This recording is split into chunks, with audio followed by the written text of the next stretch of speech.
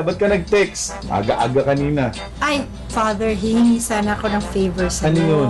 Kasi kung pwede, ikaw na ang mag-facilitate ng retreat ng aking Ay, anak. sus, akong bahala dyan. Basta sa mga pre-teens, ay nako, hawak ko yung mga yan na pagkapagbibigay ng ay, basta, alam mo, Father, forte ko yan. Basta mga pre-teens na ganyan, eh, kahit sa parokya ko nga, ako kumag-comilya ko dun sa mga kabataan. Father! Ay, wag ka na. Just trust me, no? Basta pagkadating sa kabataan, eh, hawak-hawak ko yan.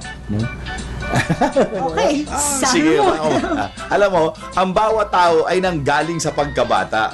Ang bawat bata ay pinapalaki at inaaruga ng mga magulang o ng tumatayong magulang. At ang bawat pag-aarugang ito ay nagmumula sa maayos at malusog na pagsasama ng mag-asawa sa loob ng pamilya.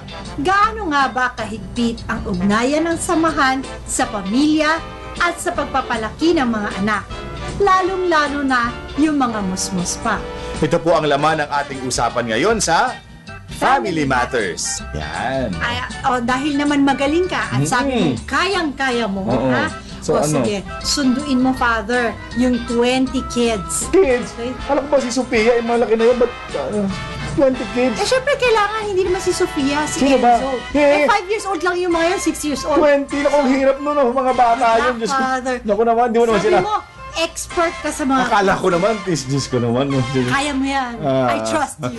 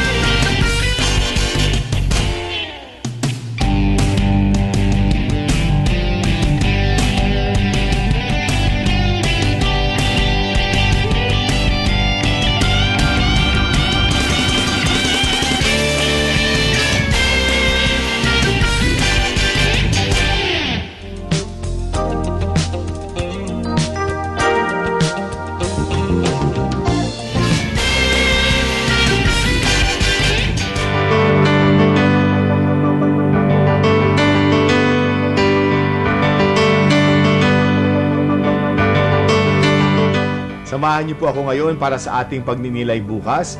Nasa ka-29 na linggo na po tayo ng karaniwang panahon. Alam niyo, nung binabasa ko yung Ebanghelyo, medyo, sa totoo, ako medyo parang nalito rin. Sabi ko, paano ba ipapaliwanag ito? Kasi sabi ng ating Panginoong Jesus, tinuturuan niya tayo kung paano dapat na manalangin at huwag manghihinawa sa ating pagdarasal. Ibig sabihin, wag daw titigil, no, wag mapapagod sa pagdarasal. Tapos nagkwento siya tungkol dun sa isang judge o huwes, no, na merong isang babaeng nangungulit sa kanya na magbigay na ng hatol, pero nung una parang hindi niya pinapansin, no, nagtagal, medyo ika nga na-delay yung pagbibigay niya ng hatol doon sa babae. Pero maya-maya, binigay din niya yung karampatang hatol para doon sa babaeng iyon. Sabi ko, ano kayang ibig sabihin nito? No, tungkol sa pagkawala ng panghihinawa sa pagdarasal. Sabi ko, siguro, nais ng Panginoon na pag tayo nagdarasal, hindi naman pwede na pag nagpe-pray tayo, ora-orada. Gusto natin, nandyan na kagad yung kasagutan sa ating panalangin. Medyo minsan talagang nade-delay, no? Nade-delay yung ating mga panalangin marahil. Alam nyo kasi tayong tao minsan kulang sa pagpapasensya or very impatient, no? Kaya gusto natin madalian agad. Sabi nga ni Cardinal Tagle, kasi minsan dahil yan sa culture of instants ngayon na gusto natin instant lahat, no? May instant coffee. Dati kailangan gigiling ka pa ng kape, pakukuluan. Ngayon, instant na lang. Instant noodles, lahat. Instant na.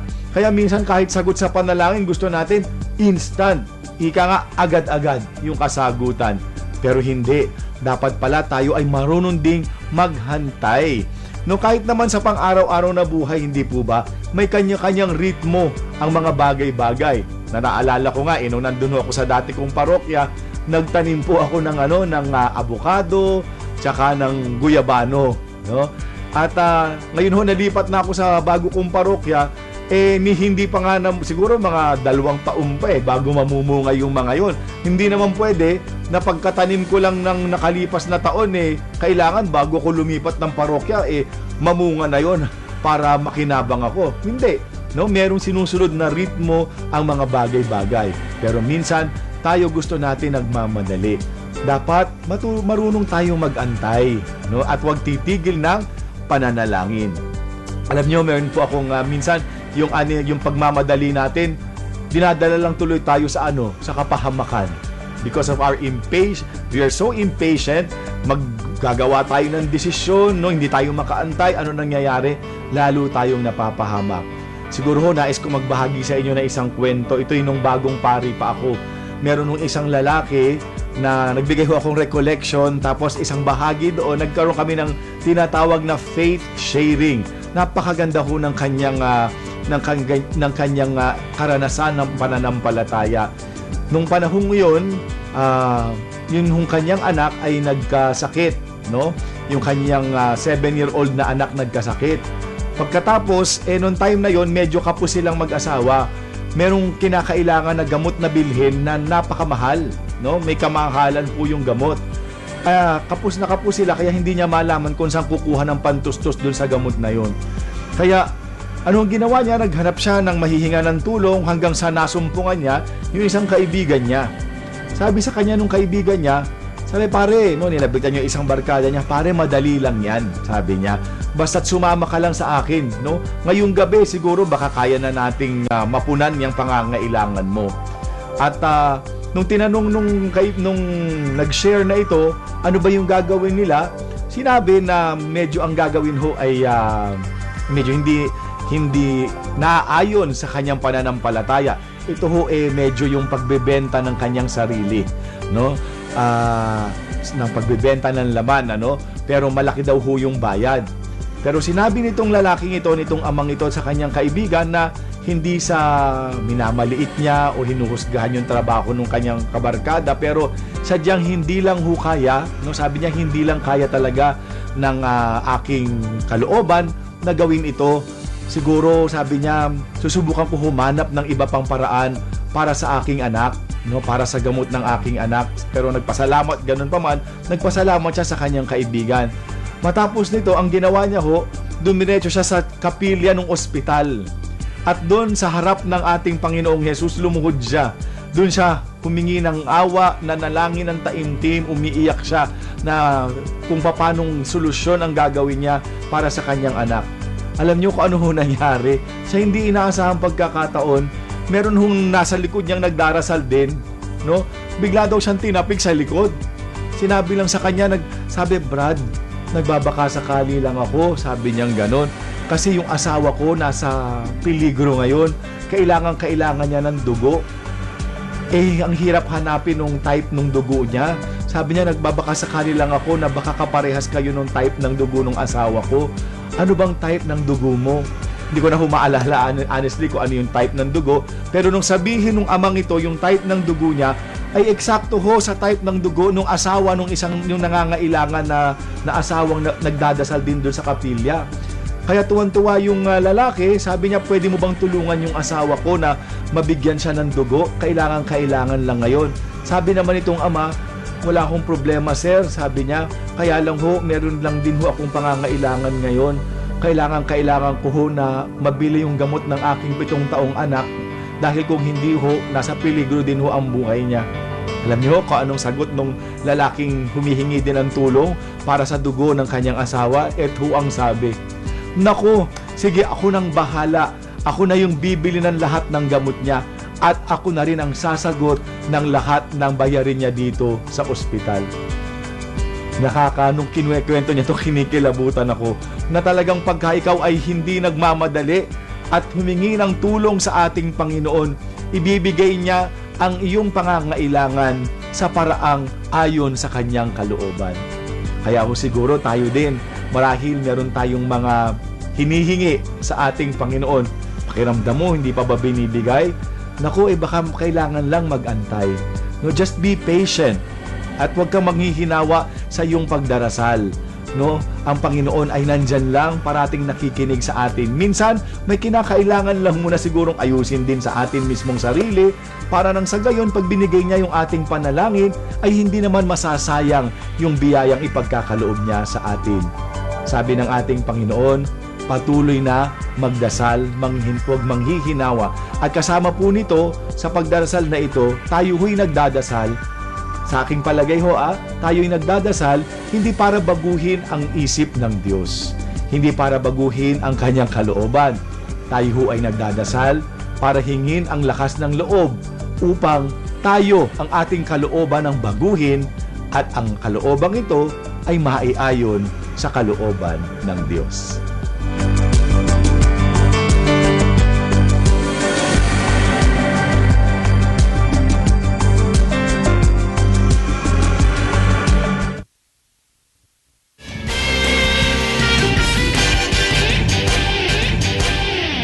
Muli po tayo nagbabalik sa ating palatuntunan. Good morning po sa inyong lahat. Good morning, Sheila. Good morning, Father, and of course, good morning to everybody. Salamat po at nandiyan na naman sila upang tayo'y abangan tuwing Sabado. At patuloy natin pinasasalamatan yung mga nag-aabang sa atin sa Facebook. Yes, to all our Facebook friends, thank you so much. Oo, nakakatuwa na talagang hindi na lang tayo inaabangan sa telebisyon, kahit sa Facebook ay inaabangan na tayo. Oo. Talaga namang na-claim mo na, Father, di ba? Ang napakaraming nag-aabang sa atin talaga. Ayan, so ngayon ay ang ating topic ay wala akong masyadong alam. Dahil ngayon po ang ating pag-uusapan ay parenting. Alam niyo po, napakadaming styles of parenting. Oo. Pero pagka ikaw ay magulang, minsan kailangan child psychologist ka. Oo. Kasi iba-ibang stages ang pinagdadaanan ng mga bata. May nadinig ako dati, Sheila, na parang sa pagpalaki daw ng bata, merong dapat na certain age na dapat doon sa age na yon maihubog mo na sa kanya yung gusto mong ihubog. Kasi pag lumampas daw doon, parang mahihirapan ka na. Remedial class na lang ang tawag hindi nito, ko alam Father. kung ano yun. Sabi po nila, hanggang 9 years old lang daw po ang paghubog sa ating mga anak. After 9, remedial class na lang yan. Dahil ika nga, nandun na lahat ng values na dapat naituro na natin sa ating mga Hanggang anak. 9 years old? Talaga? Kaya napakahalaga, lalong-lalo na yung preschool age. Kasi dyan na natututunan nila ano ba ang pwede, ano ba ang hindi. Naku, dito pa naman sa atin, hindi ba? Sa Pilipinas, yung pagtuturo sa mga bata, hindi lang tungkulin ng magulang. Lalo na pagka nakatira ka sa bahay ng in-laws mo, hindi ba? No, ang daming mga nagtuturo sa'yo na ano dapat, ito dapat, ganito dapat. Hindi lang yun. Siguro, Father, ang isang malaki kong nakita ngayon na hindi na halos sa mga magulang ang nagtuturo sa kanilang mga anak. Yan. Kaya nga, kung gusto mong lumaki ng mabait, mapagmahal, at masunuri ng iyong anak, sisimulan mo siyang turuan habang bata pa lamang. Pero paano kung hindi pa ito nakauunawa? Pero kung minsan ay hindi umuubra ang ganitong estilo at kailangan gawin ang kasulungat. Hihigpitan ba o ituturing na parang mas may isip o pagbibigay at hahantayin magkaroon ng sapat na pangunawa? Ang maging magulang sa mga teenager ay isang hamon dahil ito ang panahon kung kailan hinahanap nila ang kanilang sarili. Pero kung wala pang kakayahan ang mga bata, ni mahanap ang kanilang mga laruan, paano mo sila didisiplinahin, tuturuan at gagabayan? Maraming payo sina Kaloy at Lenny Plaza dahil 5 anak ang kanilang pinalaki sa loob po ng 39 years.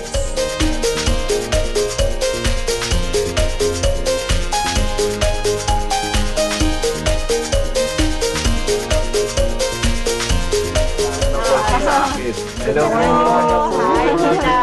Magandang magandang Good umaga. morning. Hello. Salamat po sa pagpaunlak ninyo sa aming imbitasyon. Ay, walang anuman po. Walang anuman po. At tamang-tama yung ating topic, mukhang after 39 years, medyo master nila ito. Oh, Sana.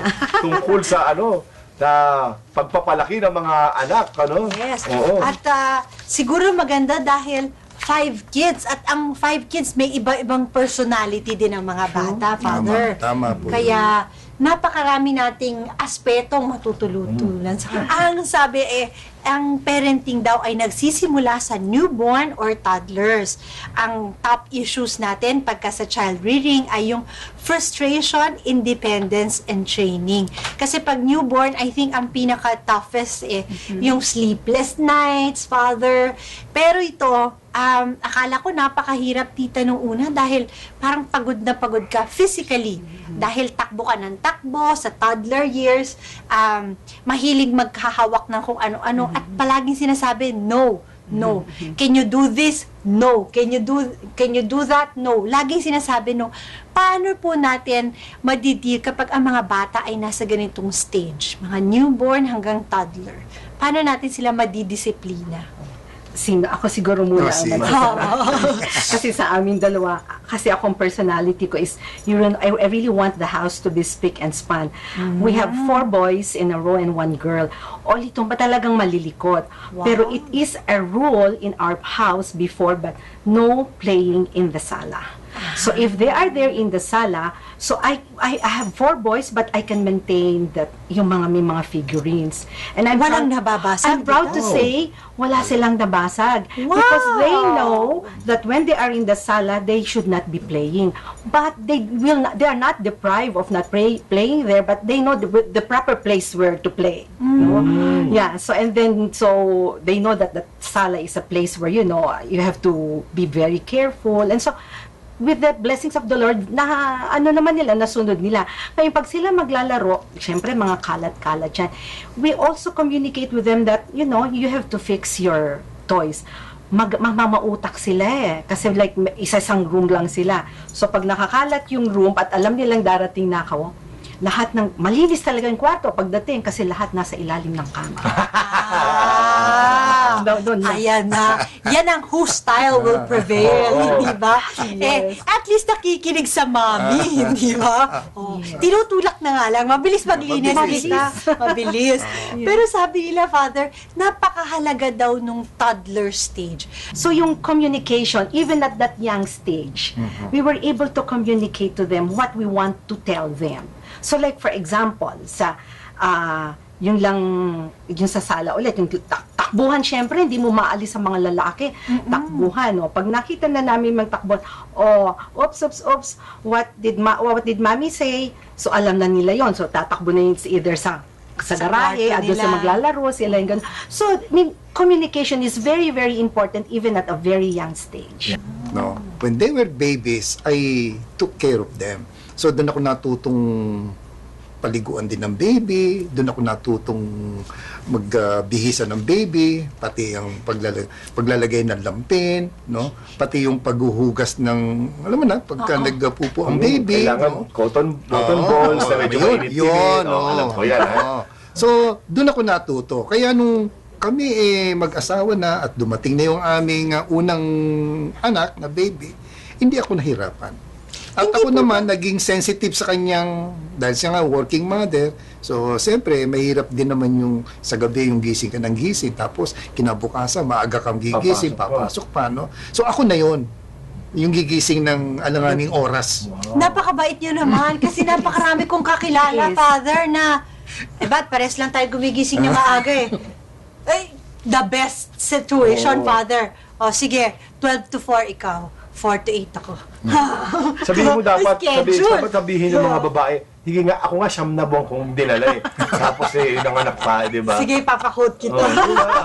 Tita, hindi niyo po ba naramdaman na sometimes, na role ito ng babae, na hindi niyo nang dinelegate kay tita?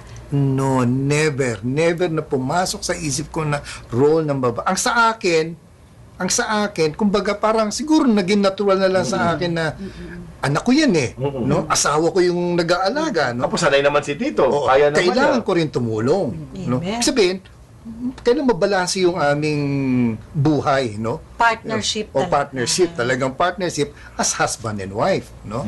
So, ganun ang nangyari nung habang yun ay bata pa. Of course, habang lumalaki, nagkakaroon ng conflict. Yan, o yan. So, unang ano pa lang po tayo, ha? Nasa ano pa lang tayo? Sa newborn and toddlers. So, Yes. wag po kayong aalis. Pagbalik natin, ay pupuntahan naman natin pagka preschooler na. Ako, ito ho yung stage na isang naayoko, no? Para mga pamangkin, no? Pagka makukulit na. Pero malalaman nyo mamaya kung paano nila hinandle. Wag po kayong aalis. Yan. Sabi niya, conflict na. Lumalaki na eh. I always inculcate in their mind, no, about being contented In what you have. of what they have, no? Kasi ang lakas ng peer pressure sa sa eskwela. Ang lakas. It's either sila ang hatakin mo, Muli po tayo nagbabalik at syempre, child reading pa rin ang ating pinag-uusapan. Oo, kanina na medyo nabanggit na natin yung tungkol Newborn sa bago. pa lang. O eto, gusto ko akong magtanong kasi ito yung parang sabi ko, pag nakikita ko tong stage na to ng mga bata, sabi ko, buti na lang hindi talaga ako nag-asawa, no? Oy, excuse me, yan ang pinakamalambing na stage. Ganun ba? Pinakamakulit na stage din. Yung mga preschooler, That's true. no? Yung mga, ito yung mga ngawa ng ngawa, no? Ito yung takbo ng takbo, ito yung parang hindi mo mapigilan sa isang gusto mo na itali, di ba? Parang ganyan. So, kumusta po sa ating, ano bang mga child rearing issues, no? Ano ba itong mga, hindi ko nga maintindihan itong mga to. Yung kanilang anti-social behavior, alam mo madalas to, pag nasa party, magtatago sa likuran mo. Oo. Imbis na sinasabi mo na, say hello to everybody, tatago sa likod mo. Or kung hindi naman, magtatantrum sa harap ng ibang tao. Lalo-lalo na pag nasa grocery, ang dalas kong makakita ng mga batang humihiga sa flooring pa, Father. Sabi ko, naku, that is the case of gimmies. Yan ang tawag namin. Give me this and give me that. Yeah. bill mo ko. Oo. Yeah. Hindi naman namin tinuro ito, pero pag meron silang gusto, kakalabit yan sa amin. Mami, you have budget? Yung ganyan. Oo. Pwede kaming bili? Yung ganyan, tipong ganyan.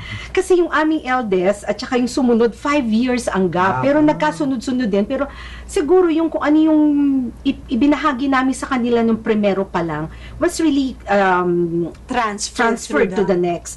So, yung naging style na namin, na pag sila.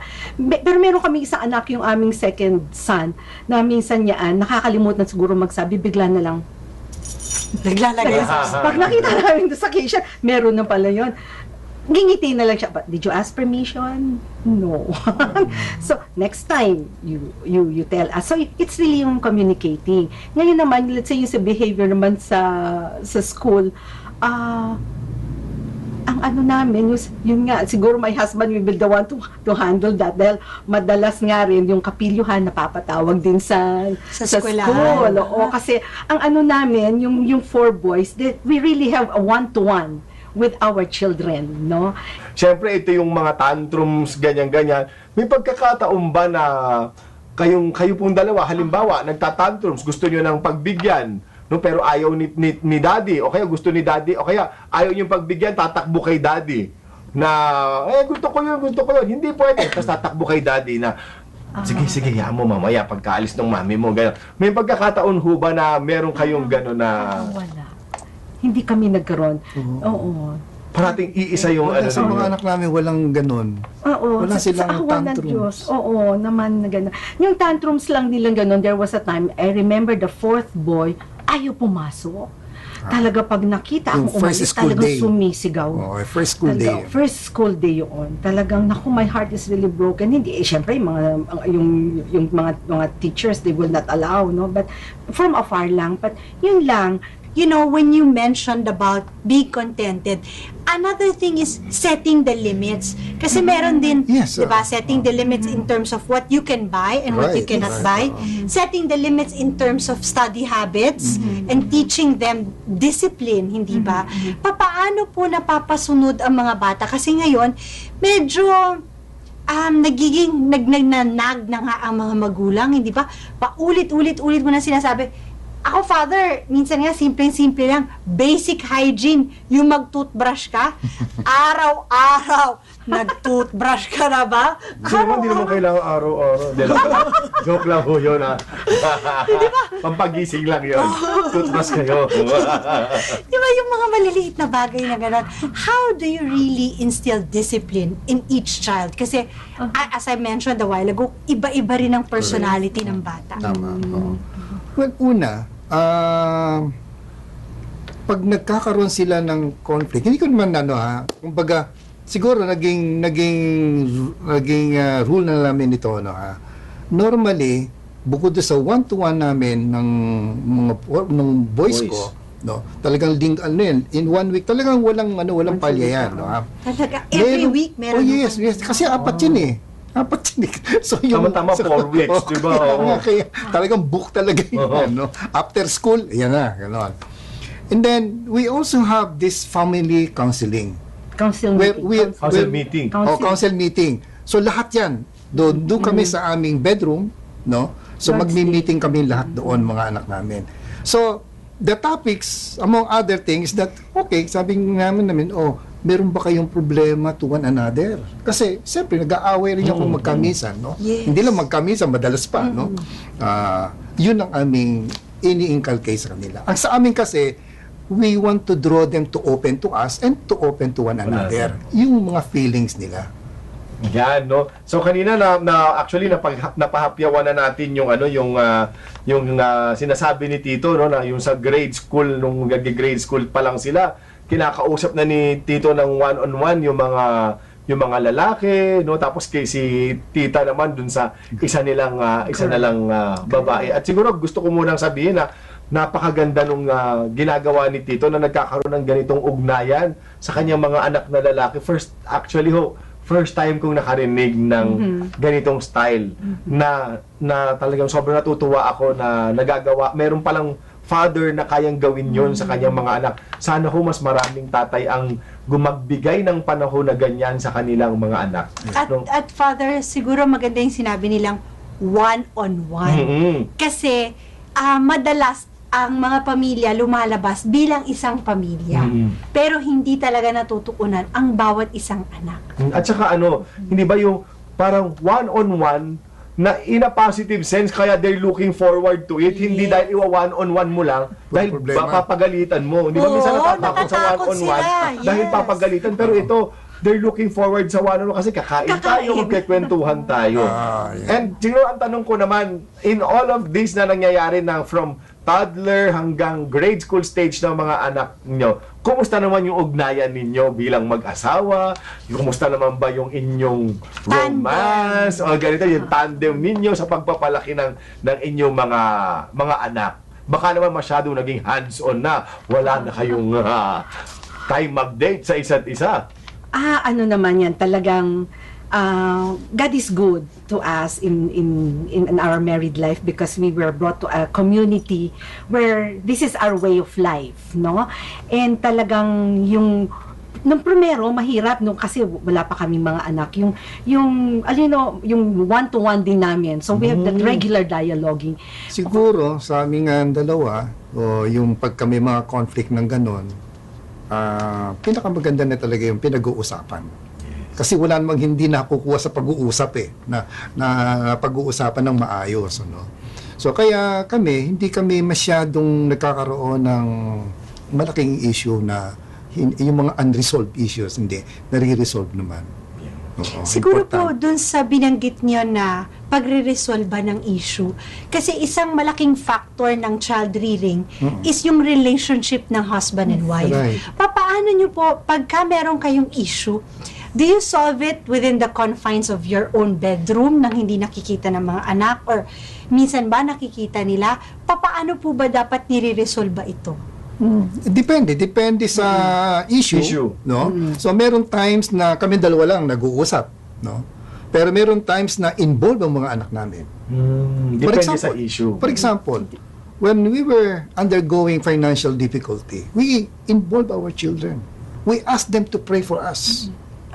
No? They And my play. children, believe me na ang mga bata, mga bata niya, they would really encourage you to be strong in the midst of the problem. Bata yan, pero nakakapagsalita sila ng ganun. So very uplifting yung kanilang encouragement. And that's where the time where we really be together. We want them to be involved in our situation. Yan. Nako, ang dami na. Sheila, alam mo, nasa ano pa lang tayo niyan, nasa grade school.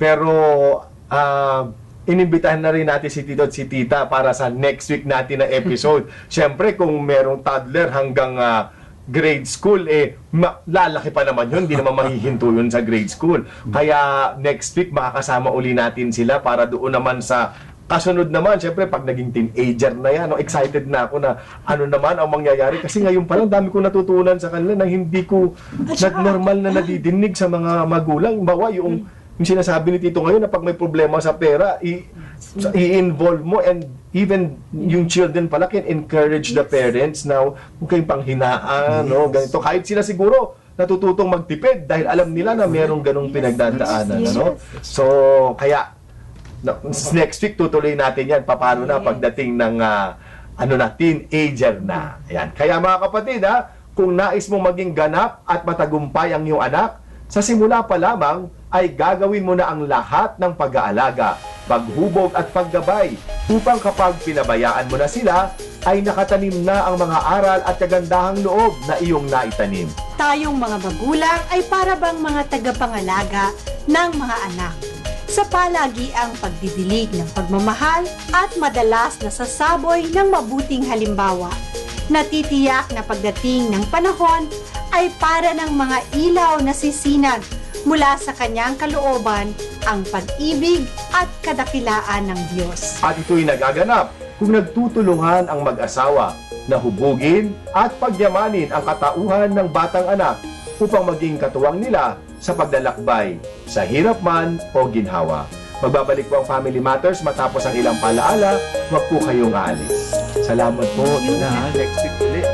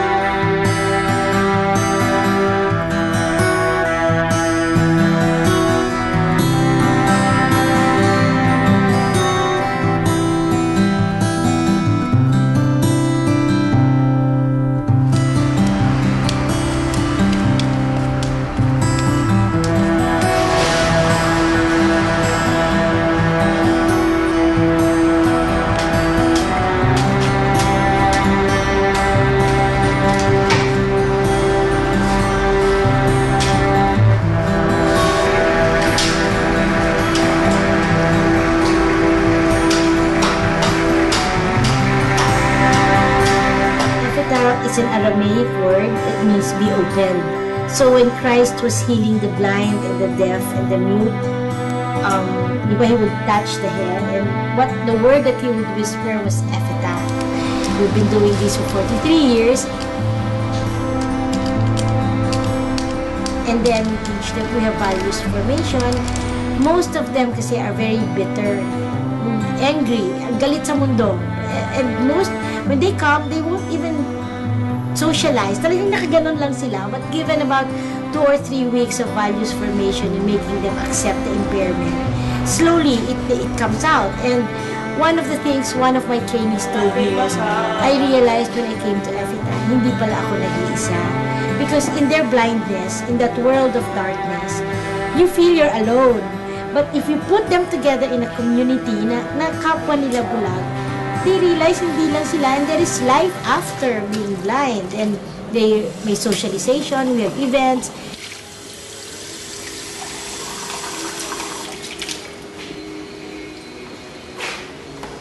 However, in doing so, in recruiting them, we had to deal with different levels, cognitive levels nila, most of which of them were unschooled. So, ang hirap. Merong high school graduate, merong hindi nakapag-aral, merong halfway natigil ng pag-aaral. So, ang hirap i-train. So, when we started assessing the program, we saw that kailangan pala, the present demands of the job market now is that it's no longer skill-based. It's education-based. So, now we have to address the issue of literacy. Most of the blind, either pagdating ng grade 4, grade 3, grade 7, nabubulag, they stop. So when you ask them na anong natapos mo and they say grade 4, that was like 10 years or 15 years ago. So can you imagine, ano yung natutunan mo ng grade 4 ka after 10 years? Wala na. They come back to you unschooled. And the next problem was, part of rehabilitation is livelihood. Getting them out of the streets from being a mendicant and giving them a source of living other than begging. Ang problema, very limited because of the impairment, one of which is massage. Ang problema sa massage to the recent ordinance ng DOH na starting next year, only all the mga masahista, whether blind or sighted, will have to take a licensure exam. What is the qualification of a licensure exam? You have to be high school graduate. So again, that's another parang blow to the blind community kasi nga 85% are unschooled. So paano naman mag-examine yan ito? And then we asked, how do we help the blind? How do we educate them? There is what you call the alternative learning system, wherein it's practically they come here, we give them modules, and we run it for 10 months. On the 12th month, which is October, there is a national exam. There is an exam given by DepEd. So na-accelerate. It's like an acceleration system. But the next problem of DepEd is that wala silang training materials and review materials in Braille. So again, paano mo sila matuturuan na hanggang makagraduate kung wala ka namang materials in Braille? Yes, there is audio, but I do not like them to be dependent on audio alone. Kasi, paano kung walang kuryente? What if they don't have the machine, the equipment to run and play this? They're useless. So to me, Braille writing and reading is very, very important. It is the basic foundation of literacy for the blind.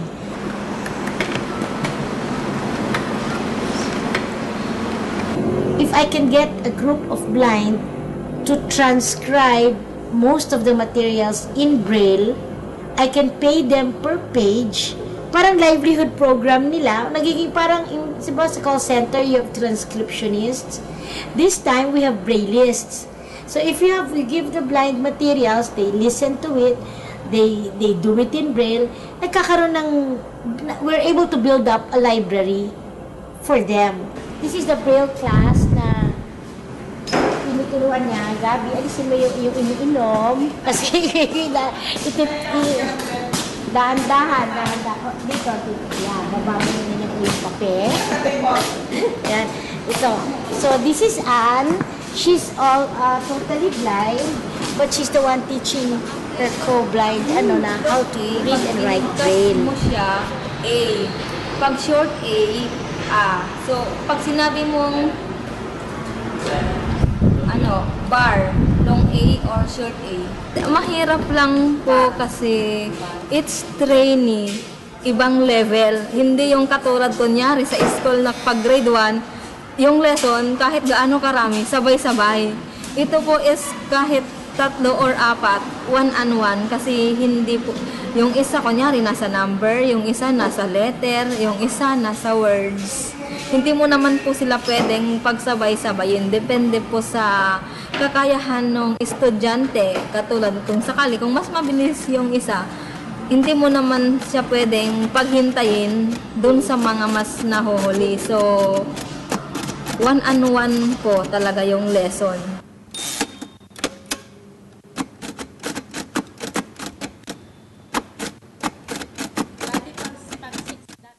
Eyes, nice, mice, yun pong magkakatunog kasi gate, mate, late, date. So basically that is what Pondong Pinoy is funding for us. We also have computer classes for the blind. People always ask me, paano? Kasi you're going to ask me the same thing. Meron sila, makikita mo. Ito po yung aming, naka-braille siya, classroom. Ito po yung aming computer room. Ito po, estudyante po siya din siya sa ALS. Tapos, binabasa niya yung module namin. Tapos, after basahin niya, re-review niya, magdi-discuss kami what. Kasi wala akong paraan na ma-relate. Kung babasahin ko siya sa kanya isa-isa, hindi ganun kabilis ang proseso. Pero pag na-browse na niya, parang nagbasa po siya ng books. Tapos, ang tatanong niya yung mga hindi masyadong clear. Kung matuklasan nila na pwede naman pala yung ganung sistema ng studies na kahit na nag-work sila, yung madali talaga para sa kanila. Control N. Control N. Connecting ... New browser window. Windows Internet Explorer. Connecting ... N unavailable. First of all po kasi dati po gusto ko po talaga yung computer. Gusto ko po siya talaga. Tsaka interesado po ako, gusto ko po mag-explore about computer. Siguro po yung magiging benefits ko po doon. Siguro po, marami po akong matutunan about programming tapos mag-gamit po para makatulong sa family. This year po kasi, mag-aaral na po ako ng IT. So, 10 years siguro po after this, gusto ko rin po siguro makatulong na rin po sa mga kapwa ko disabled. So, ito po kasi yung nagpapalakas nagbibigay po sa amin ng confidence Kasi po, meron po mga ibang brain na umaasa po dahil po takot sa baka may mangyari. Kasi po, kahit po blind ako gusto ko rin po na makatulong. At saka, gusto ko po ipakita sa iba na kahit may disabled po tayo may mga rin po, kaya din po magtrabaho.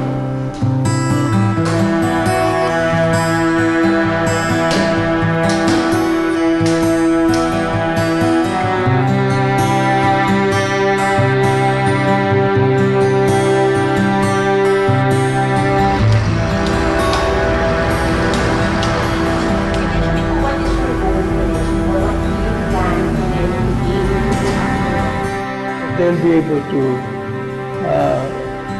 go out and live as normal people do, have a livelihood so that they can earn their own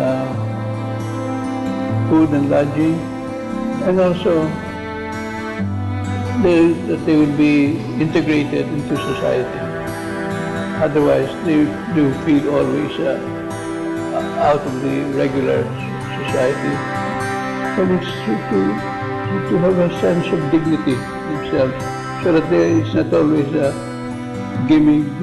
So they themselves, we have people now who are going into the second phase of the functional literacy, so that they can earn by themselves. But it's to have a sense of dignity themselves, so that there is not always a gimme. So they themselves, we have people now who are going into the second phase of the functional literacy, so that they can earn by themselves.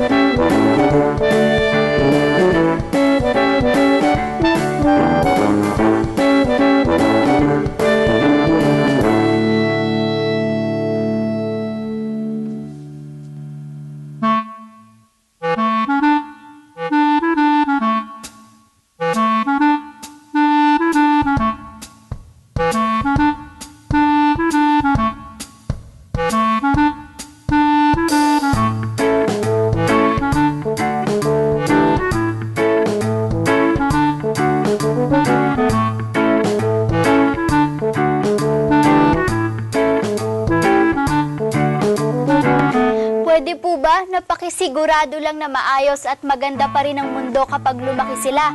Alagaan natin ang mundo dahil sa dulo, magkakasama pa rin tayo sa iisang mundo.